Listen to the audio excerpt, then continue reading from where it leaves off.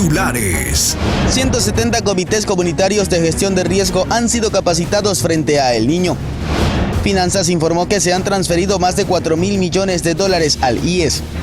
Ecuador se ha convertido en un país clave en el mercado internacional de las drogas. Consejera del CNE advierte que el proceso de renovación de vocales del IES continúa a la deriva. Zapata asegura que en Ecuador no hay evidencia del tren de Aragua.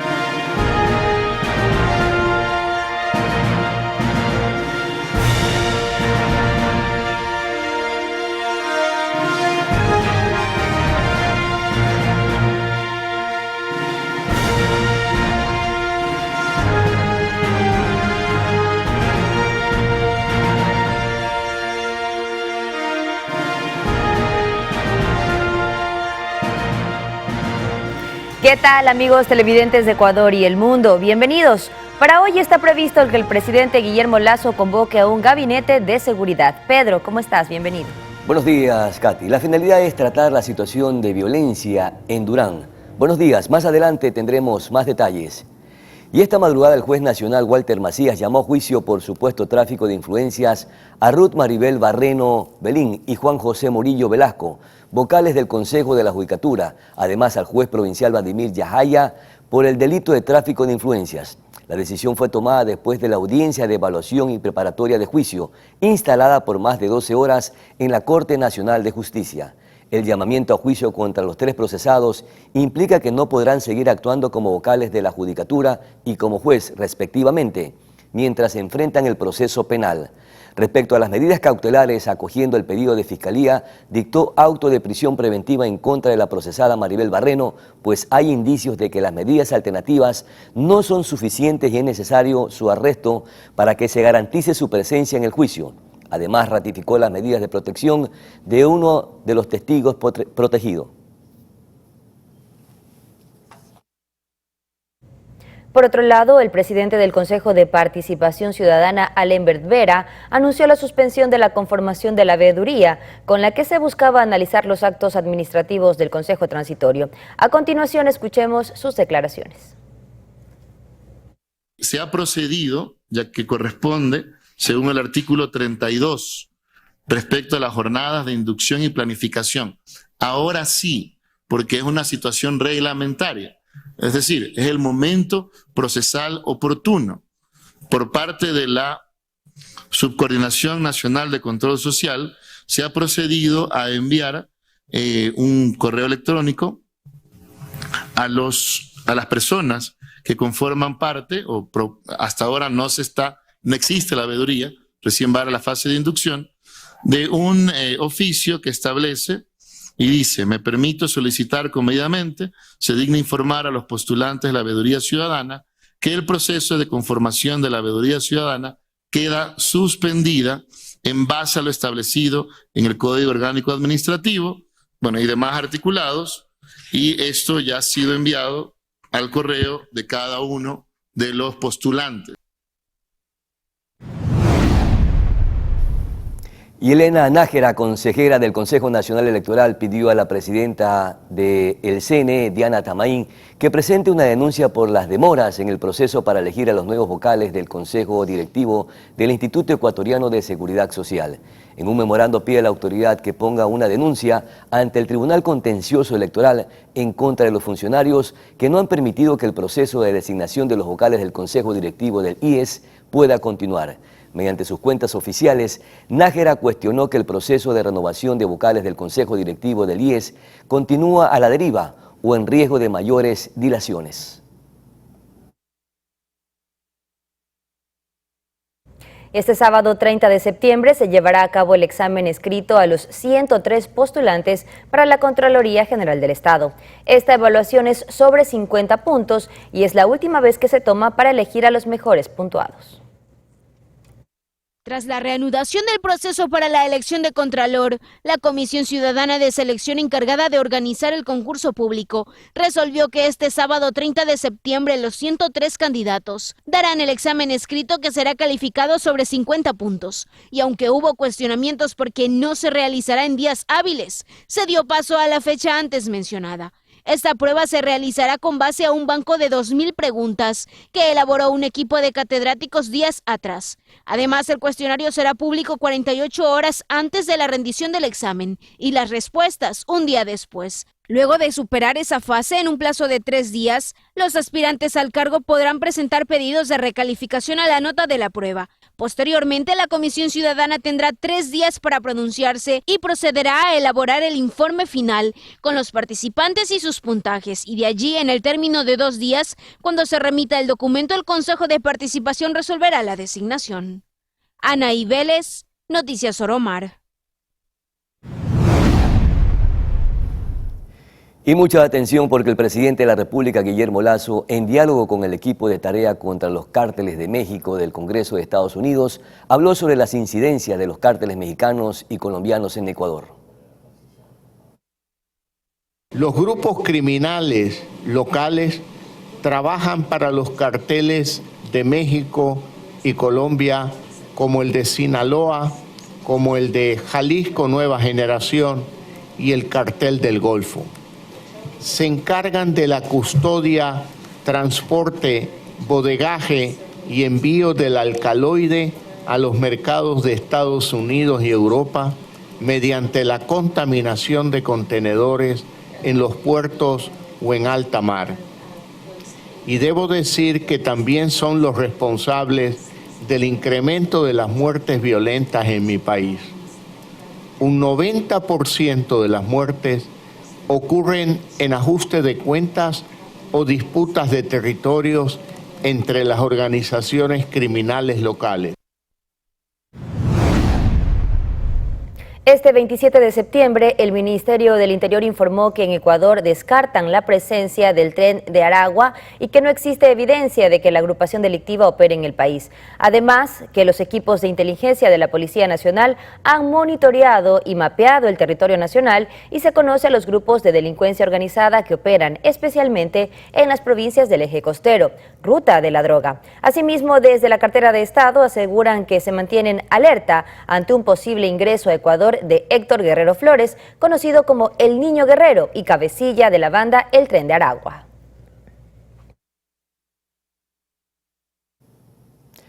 Y la violencia que ha vivido Ecuador en los últimos años lo ha convertido en uno de los países con mayor criminalidad del mundo. Así lo describe el Índice Global del Crimen Organizado. Ecuador se ubica entre los 10 países con mayor índice de criminalidad en América Latina. Así lo refleja el último reporte presentado por la Iniciativa Global contra el Crimen Organizado. Según este informe, Ecuador ocupa el 4º lugar en la lista, después de Colombia, México y Paraguay. Le siguen Honduras, Panamá, Brasil, Venezuela, Guatemala y Perú. Ya en el ranking general, Ecuador se encuentra en el puesto 11 entre los países más violentos del mundo, siendo el narcotráfico la principal forma de expresión del crimen organizado. Y lo que nos está diciendo este índice es que ha crecido en aproximadamente 0.82 el ranking del Ecuador a nivel mundial. El narcotráfico ha ganado muchísimo interés en el país y este narcotráfico ha dinamizado otros delitos graves como la extorsión, el lavado de activos y el tráfico de armas. Renato Rivera, coordinador del Observatorio Ecuatoriano del Crimen Organizado, explica que este índice también mide la capacidad de respuesta de los gobiernos y en esa variable Ecuador también ha reducido su eficiencia. Fundamentalmente hay 2 indicadores que me parecían claves a entender. Por un lado, miden la respuesta de la justicia o qué tan buena o mala es la justicia para responder ante el crimen organizado y en eso hemos reducido en aproximadamente 1 punto. Otro indicador dan cuenta sobre la respuesta de los cuerpos de seguridad, donde también hemos sufrido una reducción de 1 punto. Entonces, si miras eso en un conjunto, el Estado queda más vulnerable y ha sido menos eficaz para contrarrestar el crimen organizado local y transnacional. A criterio del analista político Jorge León, lo anterior solo refleja las consecuencias de un gobierno que se jacta de ser el mayor incautador de droga en la historia del país, pero que en la práctica no es capaz de frenar la capacidad de acción de los grupos de delincuencia organizada. No solamente el narcotráfico en decir que cuánto exportamos, si la droga es pura o es impura, directamente con cuánto porcentaje se tiene o no se tiene, sino directamente es como esta misma problemática tan mal atacada por parte del gobierno nacional va desencadenando una serie de factores directamente, y claro está, estamos cuartos en el ranking y no estamos lejos de Colombia, que nos tiene muchísimos más años de experiencia en esto. El primer ranking realizado por esta agrupación en 2021 ubicó a Ecuador en el puesto 35. Sin embargo, 2 años después, Ecuador está situado en la casilla 11, detrás de Afganistán y Líbano, que empatan en el puesto 9, como los países con el mayor índice criminal en todo el mundo. Mediante un comunicado oficial, el gobierno confirmó que suscribió un nuevo acuerdo de cooperación con Estados Unidos, esta vez enfocado en enfrentar actividades marítimas transnacionales ilícitas. El acuerdo tiene por objetivo fomentar la cooperación bilateral y las operaciones marítimas combinadas entre la Armada del Ecuador y el Servicio de Guardacostas de los Estados Unidos de América. Entre los delitos que se busca enfrentar con este acuerdo está el narcotráfico y el crimen organizado transnacional, mediante la interceptación en el mar de embarcaciones dedicadas a estas actividades. Y tras su regreso a Ecuador, el presidente Guillermo Lasso anunció que convocará para hoy jueves a una sesión del Gabinete de Seguridad para evaluar los resultados de las acciones adoptadas por la ola de violencia que afecta al Cantón Durán, provincia del Guayas. Recordemos que dicho cantón se ha convertido en un escenario de varias balaceras en las últimas semanas. En otro tema, la Fiscalía General del Estado investiga un presunto caso de cohecho en las escuelas de formación de la Policía Nacional. 2 personas están detenidas. Veamos más en la siguiente nota. Las escuelas de formación de los policías son investigadas por la Fiscalía. Las pesquisas van direccionadas ante denuncias que apuntan a pagos realizados para gestionar ingresos a estos centros educativos. Un gendarme en servicio activo y otro en servicio pasivo han sido detenidos, pues se presume la participación en el delito de cohecho. En Pichincha y Tungurahua se registran allanamientos. En la Dirección Nacional de Educación de la Policía, las autoridades encontraron computadores, teléfonos celulares y documentos que serán analizados. En la Comandancia General de la Policía no ha existido ningún pronunciamiento acerca de este hecho. Amigos, es momento de ir a una pausa, pero ya volvemos con más noticias y entrevistas también, Pedro. Efectivamente, Katy y amigos televidentes, al regreso estaremos conversando con el doctor Raimundo Santamarta. Él es investigador farmacéutico precisamente para analizar los riesgos del fentanilo. A la pausa publicitaria, enseguida retornamos. Ya volvemos con más.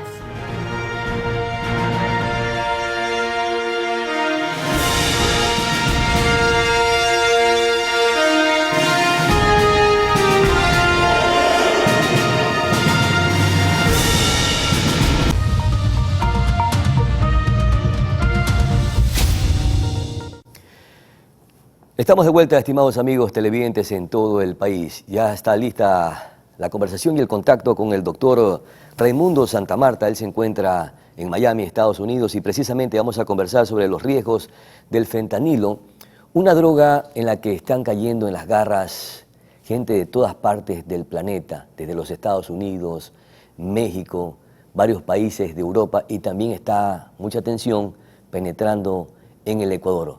Pero ¿qué está pasando con estos casos? Porque en algunas situaciones están hasta perdiendo la vida por la adicción a esta droga. Y sobre estos riesgos vamos a conversar precisamente con el doctor Santamarta, a quien le agradecemos a través de Noticias Ormar por atender este diálogo a la distancia y a través telemática poder conversar precisamente sobre esta temática. Mi querido doctor, empecemos entonces.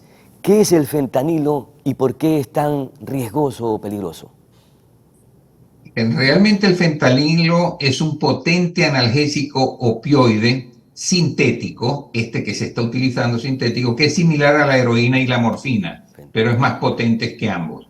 Pertenece a la clase de drogas opioides que se encuentran de forma natural en la planta de la amapola, o también llamada adormidera. Y de su destilado, o lo que es la savia como tal, se obtienen alcaloides como la morfina, la codeína y la papaverina. Ese realmente es el sintético. En el año 1968, el doctor Janssen de la farmacéutica Janssen en Bélgica logró sintetizar a nivel químico la estructura de estos alcaloides, de estos opioides procedentes del bioactivo vegetal. Tengamos en cuenta que casi todos los medicamentos dependen de una conformación bioquímica bioactiva que tienen las plantas, y se ha logrado a través de la ingeniería de los procesos químicos determinar y conseguir las estructuras similares para hacer los productos de forma sintética y que puedan alcanzar a cumplir, a satisfacer la demanda mundial que hay de medicamentos. El fentanilo entonces básicamente vendría a ser una especie de analgésico que es prácticamente similar a la morfina, pero ¿qué utilidad le están dando a las personas para volverlo como un consumo de adicción y de droga? Efectivamente, es un producto que se utiliza como medicamento, sobre todo para los temas del cáncer, el dolor irruptivo del cáncer, que son los episodios repentinos que dan cuando la persona siente un mayor nivel de dolor. También se utiliza en los operatorios. Ese es el proceso, para eso se creó el fentanilo realmente, pero se ha estado falsificando en laboratorios clandestinos a través de precursores que se adquieren en países orientales, y estos llegan a diferentes partes del mundo, convirtiendo en los carteles de la droga, lo están llevando a hacer falsos medicamentos, y es lo que está trayendo como consecuencia este consumo desproporcionado que viene habiendo por las características y los efectos o síntomas que este produce en las personas que lo consumen. ¿Y cuáles serían las consecuencias de las personas que consumen y se vuelven adictas a esta droga que ilícitamente la están comercializando en todo el planeta? Porque tenemos entendido que este fentanilo es tan o más potente que la morfina, y en todo caso, al utilizarlo como una especie de droga, provoca daños en diferentes partes del organismo del cuerpo humano. Sí, fíjate, en el cerebro tenemos lo que se llama el sistema opioide. En el sistema orgánico opioide tiene la capacidad, cuando está regulado, de determinar aquellas sustancias que pueden cambiar y modificar la conducta del individuo. Por eso, cuando se está utilizando este fentanilo de forma ilegal, de esta forma descontrolada a nivel de administración de una droga en mayores cantidades a las normalmente permitidas o controladas, produce, por ejemplo, al inicio da una sensación de bienestar con un desentendimiento y desinterés. O sea, tiene varios factores de cómo actúa en el sistema opioide orgánico que, repito, tenemos en el cerebro. De hecho, cuando se consume de esta manera, se caracteriza por tener euforia, una felicidad extrema o confundida que puede sentir el individuo, pero también tiene las consideraciones y las consecuencias de hacer la respiración lenta. Y esta respiración lenta llega el momento en que, al estar descontrolado, los impulsos nerviosos y los neurotransmisores cerebrales que van al resto del cuerpo, incluyendo a los pulmones y a toda la zona a todos los músculos del cuerpo, llega a paralizar la respiración, y ahí es cuando lamentablemente el individuo fallece. De modo tal que la adicción a esta droga es sumamente peligrosa, porque tiene otra serie de consecuencias adicionalmente, esto que produce la pérdida de la compostura física, para entenderlo de mejor forma, del individuo, y empieza a adoptar unas condiciones antálgicas, que es para evitar el dolor que produce el no poder controlar la erección del cuerpo, de mantenernos rectos. Y allí es cuando las personas vemos cómo se encorvan, y eso es una definición que el cuerpo establece para una condición antálgica, o sea, evitar el dolor aun cuando la persona no tiene control mental sobre cómo su sistema muscular está respondiendo. Es decir, que esta droga es, además de peligrosa, letal. ¿A cuánta gente le ha causado daño en el planeta por este consumo excesivo del fentanilo, doctor? Aquí en los Estados Unidos, en el año pasado, en lo que va de año, han muerto 3.026 personas hasta la cifra que tuve conocimiento en el día de ayer. Pero a nivel de sobredosis de diferentes tipos de drogas, que incluyen medicamentos ya también de venta normal, convencional, como es un acetaminofén, un paracetamol, también están dentro de las drogas farmacéuticas que ocasionan muerte por sobredosificación. Y en esto tenemos el año pasado aquí en los Estados Unidos que se guarda una conducta del conocimiento de lo que son las estadísticas de 70.000 personas, pero en sobredosis. Pero a nivel de fentanilo van 3.026 personas hasta el día de ayer. Mi querido doctor Santa Marta, la BBC en un reportaje publicó que esta droga es 50 veces más potente que la heroína, es decir, que es sumamente destructora. A diferencia de las otras drogas, el fentanilo, ¿de qué manera está penetrando en diferentes sociedades del planeta? ¿Cuánto está llegando a países como Estados Unidos, como México, varios países de Europa y también en el Ecuador? Hay que tener en cuenta que la potencia de, cuando se habla de que es más potente que una otra droga, esto es para dar una idea de qué tan potente es el analgésico, porque actúa el fentanilo en 30 segundos en el cuerpo, mientras que hay otros medicamentos que demoran entre 5 y 15 minutos. Hay medicamentos que tienen una vigencia en el cuerpo de 24 horas, de 8 horas, por eso se mandan los medicamentos cada 6, cada 8, cada 12, cada 24 horas. En el caso del fentanilo, tiene una absorción y una eficacia en 30 segundos, puede llegar a 5 minutos, y luego tiene 7 horas en el cuerpo donde realmente está haciendo actividad para después posteriormente ser eliminado. Está llegando a muchísimos países y se inició esto por México. Realmente los precursores se traen del mismo sitio de donde procedió casualmente el SARS-CoV-2, o sea, el virus de la COVID, que fue de Wuhan. Allí hay grandes fábricas. ¿Es una coincidencia eso, doctor? ¿Perdón? ¿Es una coincidencia eso? No, no es una coincidencia. La coincidencia pudiera ser de que sí es un país que está en pleno desarrollo, la China, y está produciendo de todo para el mundo y por eso su economía también va a la velocidad que va. En Shanghái también hay fábricas precursoras, laboratorios precursores, al igual que en Hong Kong.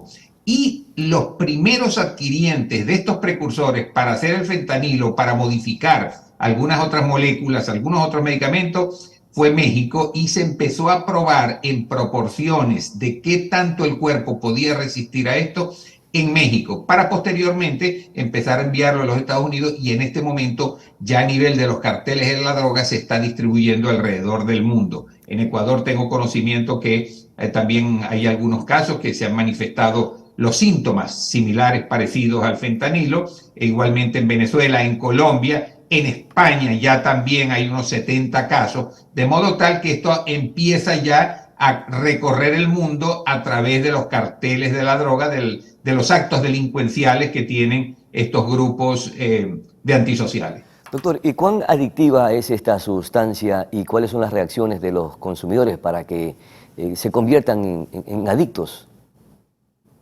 Es muy adictiva en tanto y cuanto tiene un buen efecto desde el punto de vista de la rapidez con que actúa en el sistema opioide del organismo.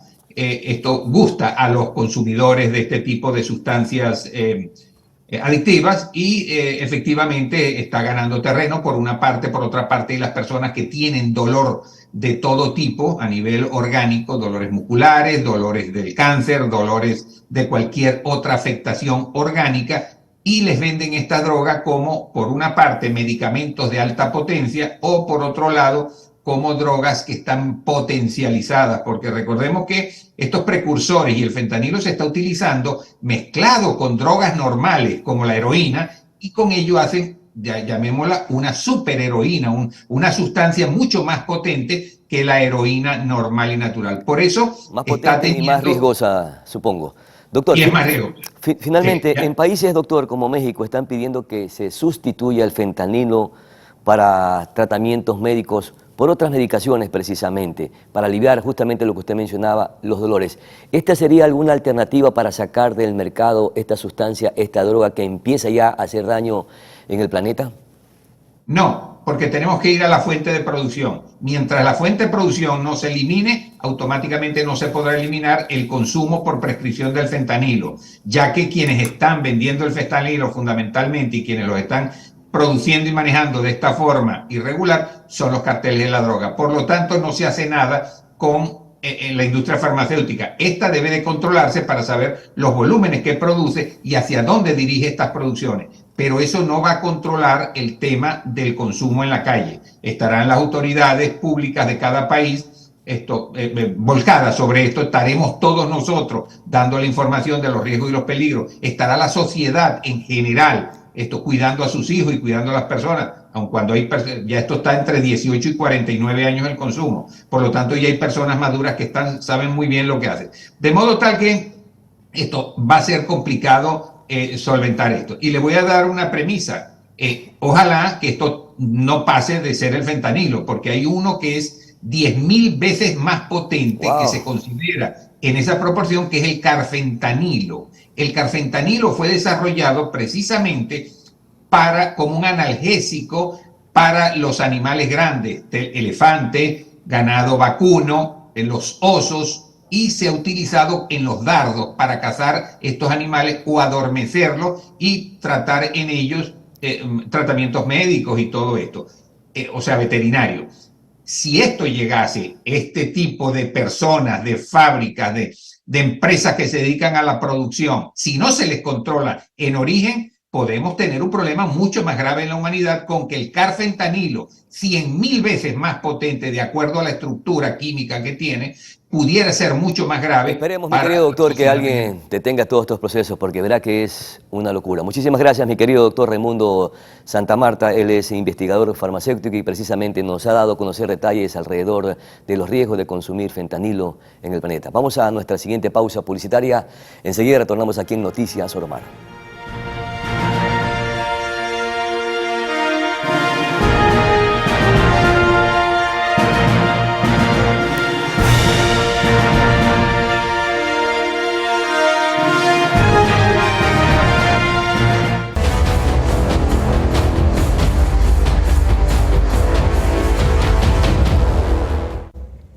Seguimos con más noticias, amigos televidentes. Les contamos que el Movimiento Construye anunció que luego de ser posesionados en la Asamblea, crearán una comisión ocasional para investigar el asesinato de Fernando Villavicencio.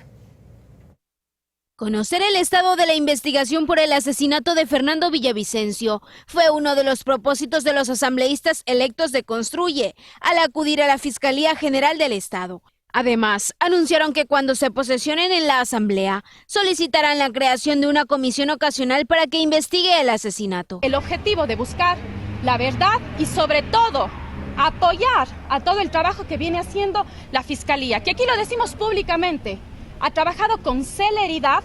Existen más de 5.800 fojas en este proceso, muchos cuerpos donde están ya las investigaciones, allanamientos, peritajes que se han hecho, explotaciones de teléfonos, versiones, y que claro, se tiene a los autores materiales, pero lo que busca el país es la verdad, lo que busca la familia, lo que busca esta bancada son los autores intelectuales. Mientras que en lo que respecta a la investigación del caso, el abogado de la familia de Villavicencio informó cómo avanza el proceso. 13 personas detenidas, de las cuales la Fiscalía ya ha comenzado a realizar la labor que le corresponde. Se han realizado varias diligencias como las versiones, explotación de varios celulares, pruebas de balística, un sinnúmero. No nos podemos quejar de que ha habido celeridad, puesto que lo hay. La Fiscalía ha colaborado, ha puesto varios equipos de agentes investigadores a disposición de ese proceso.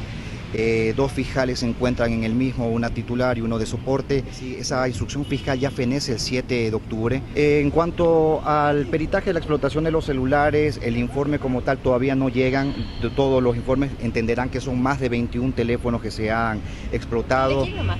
La gran mayoría son a los autores materiales. López también enfatizó en la importancia de que Diego Vallejo, exfuncionario del correísmo y exasesor de José Serrano, rinda su versión, ya que él aseguró tener información clave, y es que aunque la fiscalía lo llamó a comparecer, no ha acudido. De hecho, pidió nueva fecha, pero quienes sí rindieron su versión son los policías que eran parte de su seguridad. Algunos políticos están vociferando que el día de los hechos el señor Fernando Villavicencio no contaba con un conductor. Pues permítanme decirles que sí había un conductor personal del Grupo de Intervención y Rescate de la Policía Nacional, inclusive que fueron ellos quienes ejecutaron al delincuente. El caso se ha vuelto tan mediático que el partido al que pertenecía Villavicencio no es el único que quiere investigar el caso en la Asamblea. Anaí Vélez, Noticias Oromar.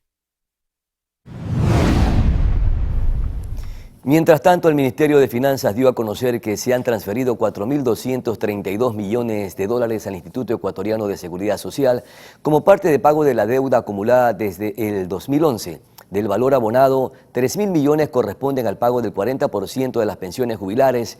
Por su parte, el comunicado emitido por el Gobierno del Ecuador afirma que por primera vez en décadas se efectuó el reconocimiento de la deuda histórica. Y atención, el Cantón El Carmen cuenta con el beneficio tecnológico en el desplazamiento de los usuarios en transporte público, con la implementación del sistema CITU. A continuación les contamos cómo funciona este mecanismo. La Fundación Smart City, con ayuda del GAC El Carmen y las cooperativas locales, presentó el primer proyecto de movilidad inteligente en Manabí, el CITU. Nosotros trabajamos en conjunto con las comunidades, nosotros realizamos un estudio minucioso con cada barrio, con cada habitante de las paradas donde nosotros hicimos este proyecto y todos están muy felices. Justo ahora estamos en Puerto Viejo, como decía mi amigo Roy, para masificar el conocimiento de este proyecto que muchas personas todavía desconocen. El CITU, Sistema de Información del Transporte Urbano, es el estudio de todas las líneas de buses proporcionadas por las cooperativas para el uso de los usuarios de transporte público a través de la plataforma Google Maps. Ustedes se encuentran en el punto A, ustedes quieren dirigirse al punto B, digamos el Hospital del Cantón El Carmen, te toca el Hospital del Cantón El Carmen y arriba le sale un icono de un bus. Toca el icono del bus y ahí le va a dibujar la ruta exacta por donde va a pasar el bus y le va a avisar en cuánto tiempo va a llegar y en qué parada usted lo puede esperar. El proyecto espera ampliarse a las demás ciudades de Manabí. Nosotros como corporación Smart Cities hacemos una invitación a los cantones manavitas para implementar este proyecto. A los alcaldes de Manabí que quieran implementar este proyecto, nosotros apoyaremos con un 30% de subvención para implementar el CITU en sus cantones. Movilidad inteligente que ayuda a desplazarse de manera eficiente, disminuyendo costos y tiempos en los usuarios. Fabián Santana, Noticias Oromar.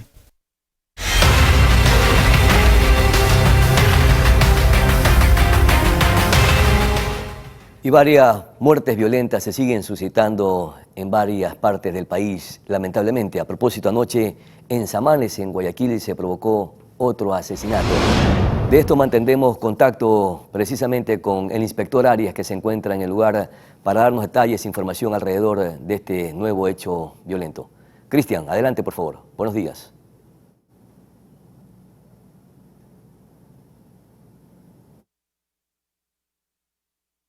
Muchas gracias, compañeros. Buenos días. Estamos en el sector de Samanes 5, en el norte de Guayaquil, donde en horas de la noche de ayer fue asesinado un hombre en su vehículo.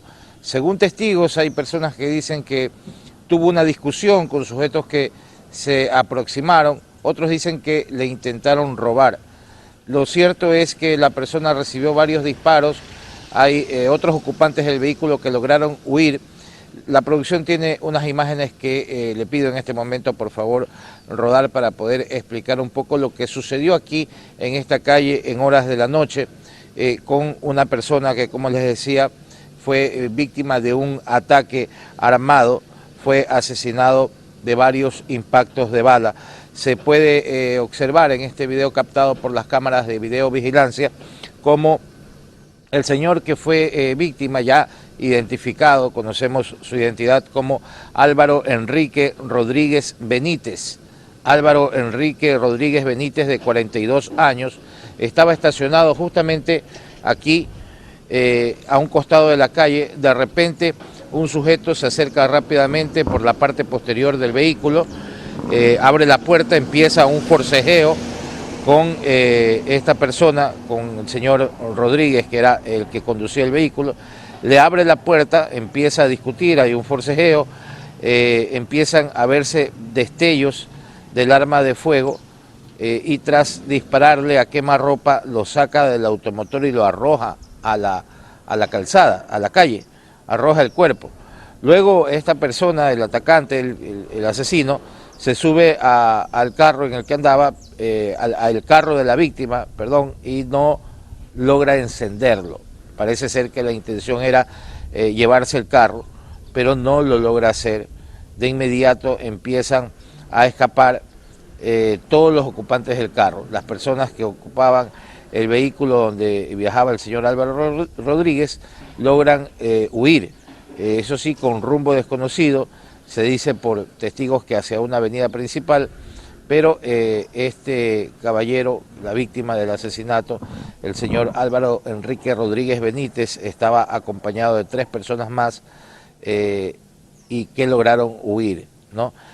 Miembros de criminalística se hicieron presentes acá, el personal de la Policía Nacional, para llevar a cabo el debido procedimiento. Ahí está la huella todavía de lo que fue la escena en donde cayó el cuerpo de este ciudadano que ha sido una víctima más de la delincuencia y la violencia que soporta Guayaquil. En este caso, en un sector residencial como Samanes 5, para mejor ubicación de quienes nos sintonizan, es el sector de atrás de la Cruz del Papa, que se conoce como la Cruz del Papa, Samanes 5, por la visita del Papa Juan Pablo II en el año 85.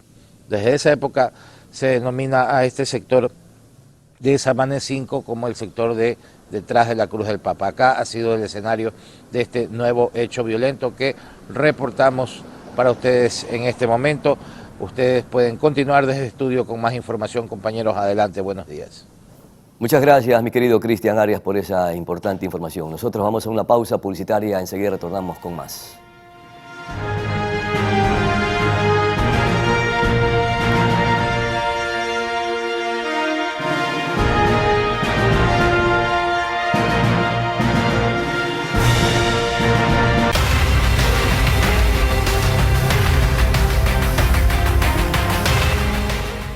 Seguimos con más noticias. Pasamos a Manta, donde un hombre identificado como Elvis Cedeño Cárdenas, de 25 años de edad, fue asesinado en la parroquia Loya Alfaro, cuando sujetos a bordo de una motocicleta llegaron hasta un domicilio donde se encontraba y lo acribillaron con ráfagas de bala. Hoy, el occiso deja 2 infantes en la orfandad. Según agentes de la Policía Nacional, se investigará el crimen, pues en el lugar había cámaras de seguridad que ayudarán a identificar a los sicarios. Y un lamentable hecho se vivió en el sector La Data de Pozorja, parroquia rural de Guayaquil. Un niño de 5 años y su padre fueron víctimas de un ataque de sicarios que acabaron con sus vidas.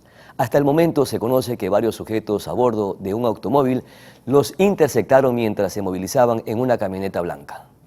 Amigos, muchísimas gracias por su fiel sintonía. Estamos llegando al final de este espacio de información, pero les contamos que al mediodía y 21 horas hay más información. Quédese en sintonía de Oromar Televisión. Será hasta el día de mañana conmigo.